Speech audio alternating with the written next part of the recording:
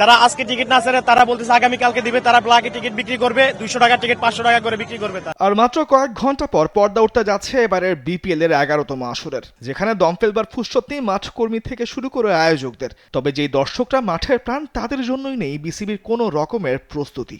Digital platform অনলাইনে ticket বিক্রির কথা থাকলেও সেটা বিকল, তাই বাধ্য হয়ে দর্শকরা হাজির মিরপুরের হোম অফ ক্রিকেটে। আমরা প্রায় দীর্ঘ 5-6 ঘন্টা এখানে দাঁড়িয়ে আছি।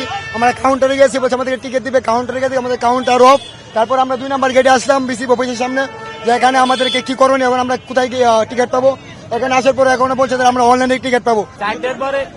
4টার পরে ই বন্ধ থাকে, ব্যাংক বন্ধ থাকে, আর এরা বলতেছে যে 4টার পরে ই পাবো, টিকিট পাবো। আমি প্রায় 10টার সময় আসছি, ভাই আসছে ভোর 4টা থেকে, ঠিক আছে। তা আমরা ওইখান থেকে যখন বলছি আমাদের টিকিট লাগবে অনলাইনে না অফলাইনে, এই কাউন্টার থেকে টিকিট লাগবে, তারা 10 মিনিট সময় নিতে নিতে প্রায় 12টা বাজিয়ে দিয়েছে। তারা আইসা লাস্ট ডিক্লারেশন হলে এটা ওয়েবসাইট টিকিট পাওয়া যায়, ঠিক আছে। আমরা ওয়েবসাইট সার্চ দিয়েছি, ওয়েবসাইট আসলে আসে না।